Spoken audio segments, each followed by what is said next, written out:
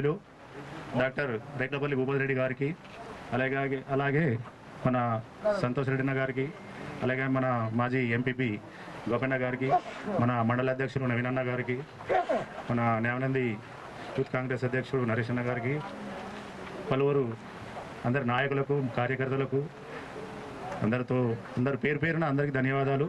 ఇక్కడ వచ్చినటువంటి మహిళా సంఘాల అధ్యక్షురాళ్లకు, మహిళా సంఘాలకు, మా గ్రామ వీడీసీ మెంబర్లకు, గ్రామానికి అందరికీ పేరు పేరున అందరికీ ధన్యవాదాలు తెలుపుతూ, మన కాంగ్రెస్ ప్రభుత్వం చేపట్టినటువంటి అభివృద్ధి పనులలో కాంగ్రెస్ ప్రభుత్వం ఎంతవరకు దూసుకెళ్తుందో ప్రజలకు అందరికీ అవగాహన ఉండాలి.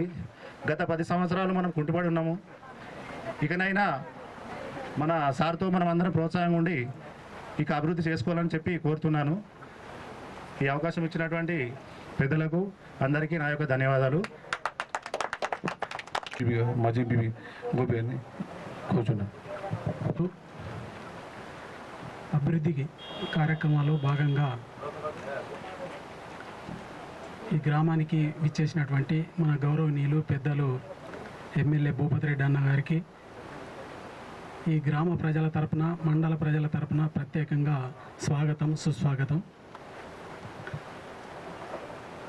అట్లాగే ఈ కార్యక్రమంలో పాల్పంచుకుంటున్న మార్కెట్ కమిటీ చైర్మన్ ఉప్ప గంగారెడ్డి అన్న గారికి, శేఖర్గూడ అన్న గారికి,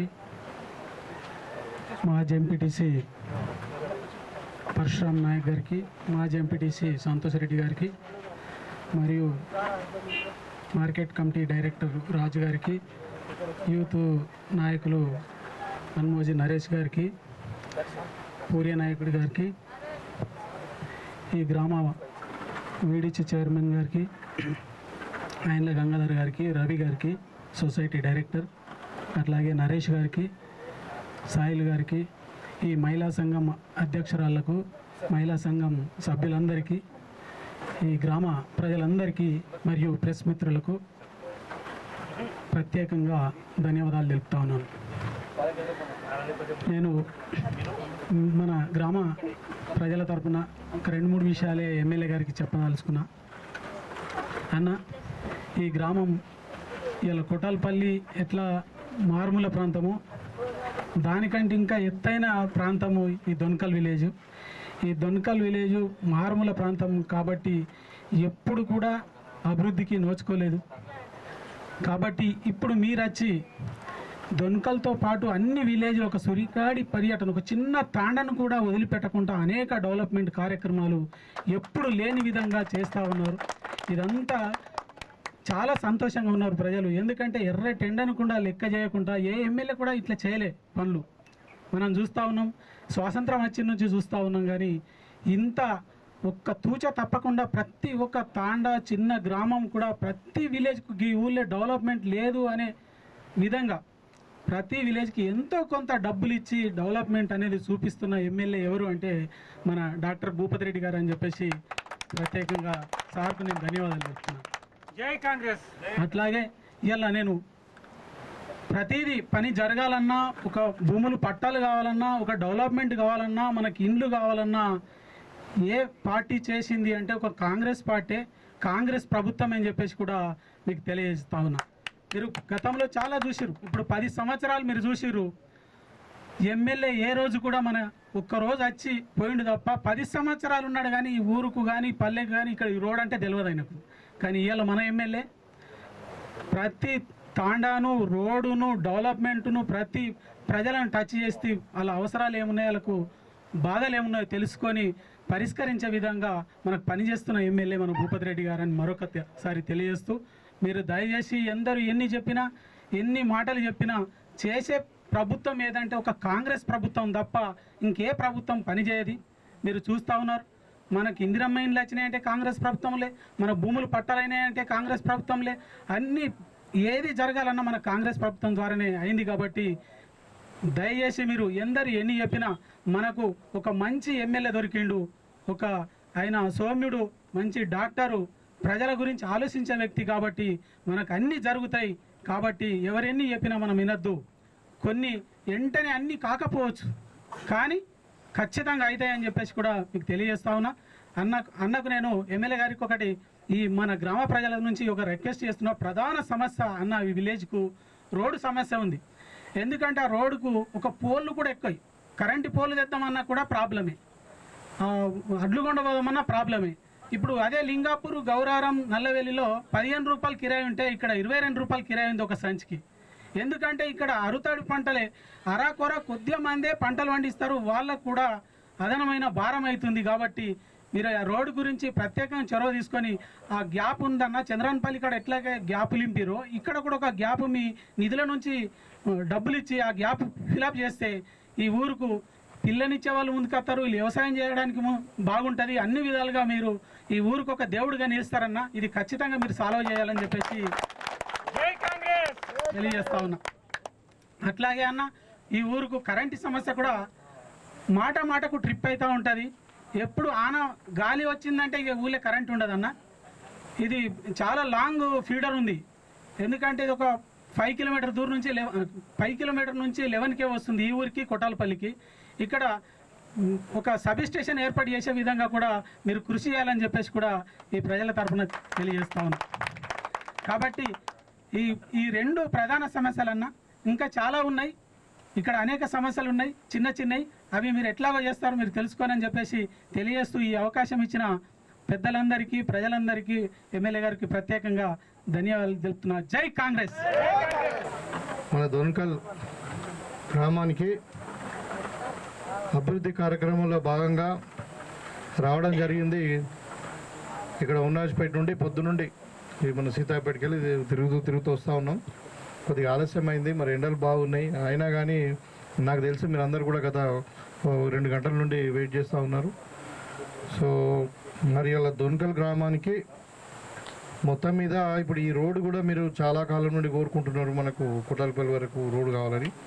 తర్వాత కొట్టాలపల్లి నుండి ఇప్పుడు మన ఉన్నాజ్పేట కొట్టాలపల్లి నుండి అక్కడ మధ్యన కూడా బ్రిడ్జెస్ కావాలన్నారు. అది కూడా టెండర్ అయినా కానీ అది వేరే కాంట్రాక్టర్ పట్టుకుని ఆయన చేయంటున్నాడు. సో అది వేరే వాళ్ళకి ఇస్తూ ఉన్నాం, అందుకని కొద్దిగా ఆలస్యమైంది. ఇప్పుడు ఈ రోడ్డు అయిపోతుంది. మొత్తం మీద మీకు 1,64 లక్షల రూపాయలతోని మీ గ్రామానికి అభివృద్ధి పనులు వచ్చినాయి. మన అంతకుముందు ఎమ్మెల్సీగా ఉన్నప్పుడు 3 లక్షల రూపాయలు ఈ మహిళా భవన్కి ఇచ్చినాము. తర్వాత ఇక్కడ చెరువు కూడా అది మరి ఎత్తు మీద ఉన్నది, కింద అంతా బండ ఉన్నది. మరి అంతా మనకు బోర్లు పడేయడం, మరి చెరువు బాగా చేయించాలని అంటే ఆ చెరువు కూడా అప్పుడు మిషన్ కాకతీయ మీద నేనే పెట్టి చేయించిన చెరువు.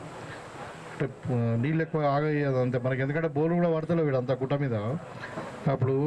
సో మొత్తం మీద ఇవాళ దొన్కల్ గ్రామానికి మరి అభివృద్ధి జరుగుతూ ఉంది కొద్దిగా. సో ఇంకా ఏది అవసరం ఉన్నా ఇక్కడ సీసీ రోడ్స్ కావచ్చు, సీసీ డ్రైన్స్ కావచ్చు, అన్నీ కూడా మేము చేపించి పెడతాం.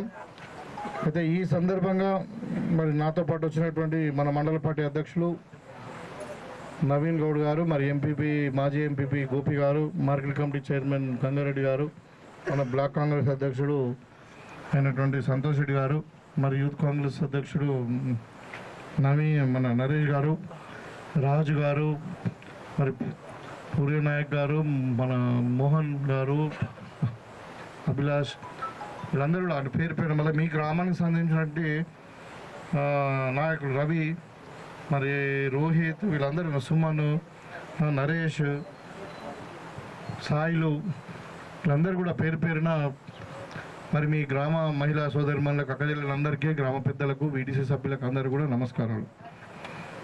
అయితే ఇక్కడ ముఖ్యంగా నేను మీకు ఒక 2-3 విషయాలు చెప్పాలా. గత 15 నెలల నుండి కాంగ్రెస్ పార్టీ ప్రభుత్వం వచ్చి, ఇందిరమ్మ రాజ్యం వచ్చి 15 నెలలైంది, 15-16 నెలలైంది.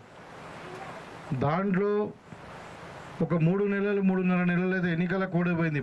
మరి మీకు అందరికీ కూడా తెలుసు, లోక్సభ ఎన్నికలు అయినాయి పోయిన సంవత్సరం, దానికి ఒక 2 నెలలు పోయింది. అంటే ఎన్నికల కోడ్ ఉంటుంది, ఏం అభివృద్ధి పనులు జరిగాయి. మొన్న ఎమ్మెల్సీ ఎన్నికల్లో కూడా ఒక 45 రోజులు పోయింది. అంటే మేము హార్డ్లీ ఒక సంవత్సరం నెల 13 నెలలు కూడా మనం పరిపాలనలో లేము. మీకు అందరూ కూడా తెలుసు, గతంలో కేసీఆర్ పరిపాలించిన టైంలో మరి మొత్తం రాష్ట్రాన్ని కూడా మొత్తం అప్లపాలు చేసి మరి కుటుంబం మొత్తం దూసుకున్నటువంటి సందర్భం. 5 లక్షల కోట్ల రుణమాఫీ అంటే అప్పయింది మనకు. అంటే ఒక వ్యక్తి మీద 2 లక్షల రూపాయలు అప్పు చేసిపోయింది కేసీఆర్. ఇవాళ మనకి అప్పు ఎట్లుంటుంది, ఇప్పుడు ఇల్లు దివాళీ తీసేదంటే కూడా అసలు ఈ అప్పేయడానికి కూడా రాడు. ఇంకా ఇంటి ముందరికి వెళ్ళిపోతే ఏడపారుతాడు అని అట్లా ఉంటానన్నాడు. మన పల్లెటూళ్ళ పరిస్థితి తెలుసు. అట్లా ఈ విధంగా ఉన్నా కానీ మరి ఇందిరమ్మ పార్టీ, ఇది కాంగ్రెస్ పార్టీ, మనకు దేశానికి స్వాతంత్రం తెచ్చినటువంటి పార్టీ, మరి తెలంగాణ ఇచ్చినటువంటి పార్టీ. మరి ఇందిరమ్మ పార్టీలో మనం మాట ఇస్తే తప్పద్దు అని ఒకటి పైసా కూడబెట్టి ఇలా ఒకటి అన్నీ చేసుకుంటూ వస్తున్నాం 15 నెలలు. సరే వాస్తవమే, మనం అప్పుడు ఎన్నికలప్పుడు 6 గ్యారంటీలలో కొన్ని గ్యారంటీలు అమలైనాయి, కొన్ని కాలేదు. ఇంకా కొన్ని రైతులకు కూడా 2 లక్షల వరకు రుణమాఫీ చేస్తామన్నాం. చాలామందికి 25 లక్షల మందికి అయింది, కొంతమంది కాలేదు. కానీ ఇలా కొంతమంది పార్టీలు గతంలో 10 ఏళ్ళు అధికారంలో ఉన్న వాళ్ళు ఏం లేని వాళ్ళు ఇలా మాట్లాడుతున్నారు. కాంగ్రెస్ వాళ్ళు మోసం చేసారు, కాంగ్రెస్ వాళ్ళు దిగిపోవాలా. ఇక బీజేపీ వాళ్ళు అయితే అబద్ధాలు, జూటా పార్టీ అది. 11 ఏళ్ళు ప్రభుత్వంలో ఉన్నారు దేశంలో, ఏమన్నా చేసిరా మనకు? ఇంకా ఉల్టా మన పైసలు తీసుకొని పోయి ఉత్తరప్రదేశ్లో పెడుతున్నారు. మనం కట్టిన ట్యాక్స్ పైసలు ₹1 మనం ఇక్కడ నుండి అక్కడ పంపిస్తే నాకు 42 పైసలు వస్తున్నాయి. అదే బీహార్ వాళ్ళకు, ఉత్తరప్రదేశ్ వాళ్ళకు ₹6, ₹7 ఇస్తున్నాం ఒక్కొక్కరు, అంటే ₹1. మరి మనమేం పాపం చేసాం, మనం ఏమైనా అడుగుతున్నాం అంటే మన పైసలే మనకు అడుగుతున్నాం, వాళ్ళ పైసలు అవసరం లేదు మనకు. మోడీ జేబులోకి వెళ్ళి అడుగుతలేం, లేకుంటే అదాని అంబానీ షా జేబులోకి వెళ్ళి అడుగుతలేం. అయితే వాళ్ళు ఏం చేస్తున్నారు, ఇంకా మనకు పైసలు కూడా రాకుండా చేస్తున్నారు. ఈ ఎంపీలు ఇక్కడ ఇంటి దొంగలాగా వ్యవహారం చేస్తూ ఉన్నారు. ఇలాంటి పరిస్థితులు వాళ్ళే మాట్లాడుతున్నారు కాంగ్రెస్ పార్టీ మోసం చేసిందని. మరి 15 నెలలలో ఏం చేయగలుగుతాము? మరి రాష్ట్రం ఏ పరిస్థితులలో కాంగ్రెస్ పార్టీకి వచ్చింది? ఇవాళ మీరు చూడండి, ఇన్ని కష్టాలున్నా, కాళేశ్వరం కూలిపోయినా, మరి ఇవాళ మన తెలంగాణలో మన నియోజకవర్గంలో ఎంతమానం పంట పండింది. కరెంట్ 24 గంటలు ఇస్తున్నాం, నాణ్యమైన విత్తనాలు ఇస్తున్నాము, నాణ్యమైన ఎరువులు ఇస్తున్నాము. ఇవాళ పండించిన పంటకు ధర 2300 కాడికి ఇస్తున్నాము. తర్వాత అవసరం ఉంటే 500 బోనస్ ఇలా సన్నవడ్లకు ఇస్తూ ఉన్నాము. ఎక్కడన్నా కడుతున్నదా? ఇప్పుడు ఎక్కడ కూడా కడతలేదు, లారీల కొరత లేదు, ఎక్కడ గన్ని బ్యాగ్ కొరత లేదు. మరి వడ్లు పోతున్నాయి, రైస్ మిల్లు తెచ్చుకుంటున్నారు, మీకు వారం 10 రోజులనే డబ్బులు వస్తున్నాయి. ఇలా బోనస్ అంటే మామూలు విషయం కాదు. ₹500 బోనస్ ఇస్తాడంటే మన రైతులు చిన్నోళ్ళు 30 క్వింటాలు పండిస్తారు. ఎకరానికి 30 క్వింటాలు పండిస్తున్నారు. ఇప్పుడు క్వింటాలు అనేది బస్తాలు కాదు. అంటే మీరు చూడండి కదా, అంటే 30 క్వింటాలు అంటే ఒక పంటకు ₹15,000 లాభం. అదేవిధంగా 2 పంటలంటే ₹30,000 లాభం. మళ్ళీ రైతు భరోసా కూడా ఇప్పుడు 4 ఎకరాల వరకు పడ్డదంటే ఇంకా మళ్ళీ మిగతా వాళ్ళకి కూడా ఇస్తామని అంటున్నారు. సో రైతును రాజు చేసాడంటే ఇది. ఇవాళ ఇన్ని చేస్తూ ఉంటే మరి ఒకటి అంటాడు కాంగ్రెస్ పార్టీని కూడగొట్టేయాలా, ఇప్పుడు రియల్ ఎస్టేట్ పైసలు ఇస్తానంటే మరి కాంగ్రెస్ వాళ్ళు ఎమ్మెల్యేలను కొనమని వాళ్ళు మాట్లాడతారు. ఇలా రియల్ ఎస్టేట్ ఏడన్నా ఉన్నదా? మొత్తం బాంబేలో కూడా కుప్పకూలింది, ఢిల్లీలో కుప్పకూలింది, మద్రాసులో కుప్పకూలింది, ఇంకా మన దగ్గరే మంచిగా ఉన్నది. ఇలా అంటే అట్లా మాట్లాడుతూ ఉన్నారు. కాబట్టి నేను ఒకటే మీకు అర్థం చేసుకోండి, మీరు మనం అప్పులప్పాలు చేసి కేసీఆర్ మనకు పార్టీ అంటే మన తెలంగాణను అప్పచెప్పిండు. అయినా మనం సాధ్యమైనంత వరకు అన్నీ చేసుకుంటూనే పోతున్నాం. ఇంకా కొన్ని చేయాల్సిన పనులు ఉన్నాయి వాస్తవమే. కానీ అవన్నీ కూడా మీరు ఓట్లు వేసి మనం గెలిపించింది 5 ఏళ్ళ కొరకు. మరి 15 నెలల్లో అన్నీ చేయాలంటే ఏమో 5 ఏళ్ళలో మొత్తం చేస్తాం. ఏమన్నా ఒకవేళ మేము చేయలేదనుకో, అప్పుడు మేము మీకు సమాధానం చెప్తాం. మీరు అప్పుడు ఇంతకుముందు ఎన్నికలలో మీరు ఇట్లా చెప్పారు, మరి 5 ఏళ్ళు అయిపోయింది మీరు చేయలేదు, మరి ఏమో ఎట్లా మీరు ఓట్లు అడుగుతున్నారంటే అప్పుడు మీ నిర్ణయం అది. కానీ 15 నెలలకే కాంగ్రెస్ పార్టీ దిగిపోవాలా, మోసం చేసారంటే మరి 10 ఏళ్ళలో మీరు ఏం చేయలేదు? వాళ్ళకన్నా డబుల్ బెడ్రూమ్లు వచ్చినాయి దొనకాల. ఇవాళ మేము ఇస్తున్నాం. ఇవాళ మేము ఇందిరమ్మ ఇండ్లు తీసుకొచ్చినాం మీ దగ్గర. ఇవాళ అధికారులు లెక్కలు తేల్చారు, మీకు దొనకల్లా 98 మందికి ఇండ్లు, 98 మందికి మీకు 5 లక్షల రూపాయలతో ఇండ్లు మంజూరు చేస్తున్నాం. మొదలు మీరు ఎవరైతే ప్లాట్లు ఉండి ఇండ్లు కట్టుకుంటారో వాళ్ళు కట్టుకోండి. ఇప్పుడు మీరు ముగ్గు పోసుకోండి, మీకు 5 లక్షల రూపాయలు ఇప్పిస్తాం. ఇక ప్లాట్లు లేని వాళ్ళకు 2వ విడత ఇస్తాం. అంటే ప్లాట్లు కొనిస్తాం, 75 గజాలు ప్లాట్లు కొనిచ్చి దాంట్లో ఇల్లు ఇస్తాం. పేరు రాని వాళ్ళు మళ్ళీ ఇప్పుడు అప్లై చేసుకోండి, వస్తుంది. అయితే నువ్వు ఎలిజిబుల్ కావాలన్నట్టు. నీకు ఇల్లు ఉందేమో, మరి ఏముందో తెలియదు. ఇల్లు ఉన్న వాళ్ళకి ఇయ్యం, దయచేసి చెప్తున్నాను నేను. మీరు అట్లా ఉండకండి. మీరు చెప్తున్నా కదా, ఒక నిమిషం ఆగండి. అమ్మ అన్న కరెక్టే, మీకు ఇండ్లు ఉంటే ఇండ్లు రావు. ఒక నిమిషం ఆగి, నేను చెప్పింది మొత్తం ఇంటి అర్థమవుతుంది. మధ్యాహ్నం పెడితే కిరికిరి అవుతుంది. ఇవాళ నేను అంత మంచిగా చెప్తున్నాను కదా, ఇండ్లు ఉన్న వాళ్ళకి ఇండ్లు ఇయ్యం. అర్థమైందా? మా చుట్టం కానీ, మా బంధువు కానీ, మా కులపోడు కానీ అవన్నీ లేదు. అది అర్థమైందా? మీరు ఇల్లు లేని వాళ్ళు ఇల్లు కట్టుకోండి, ప్లాట్లు లేని వాళ్ళకి ప్లాట్లు ఇచ్చి మీకు ఇల్లు కట్టిస్తాం. కాకపోతే మీరు అర్హులై ఉండాలన్నా. అది కూడా మళ్ళీ 600 ఫీట్ల లోపలనే కట్టుకోవాలా. నేను డూప్లెక్స్ కట్టుకుంటా, పెద్ద 1500-200 బంగ్లా కట్టుకుంటా, నాకు ఇందిరా ఇల్లు అంటే ఇయ్యరు. అందుకని పైసలు లేని వాళ్ళకి గరీబ్ వాళ్ళకే ఇది. కాబట్టి మీకు ఇప్పుడు 98 మందికి ఐడెంటిఫై చేసిన అధికారులు, ఈ అమ్మది అధికారులు చూడాలి. ఓలా ఉన్నారా ఇక్కడ రెవెన్యూ వాళ్ళు, ఎంపీడీఓ ఉన్నారా, సెక్రటరీ అని ఎందుకు రాలేదో, ఎందుకు రాలేదో, మరి ఎలిజిబుల్ ఎందుకు కాలేదో ఒకసారి చూడండి. ఆమెది ఆర్సీసీ బిల్డింగ్ నీకు పక్కా బిల్డింగ్ ఉందంట నీకు. మరి అయితే అదే ఉన్న వాళ్ళకి ఏమో సరే అయితే ఉండవు. ఇప్పుడు రాదు ఎవరికి రాదు, తప్పదు, ఎవరికి రాదు. నేను చెప్తున్నా కదా, మీరు 98 మంది ఇలా గుర్తించారు. 98 మంది కూడా మళ్ళా స్క్రూటినీ అవుతుంది. మీకు ఇండ్లు ఉన్న వాళ్ళకి ఇండ్లు రావని చెప్తున్నా కదా. ఇండ్లు వచ్చినా క్యాన్సిల్ చేస్తాం, ఇక దాంట్లో అనుమానం వద్దు.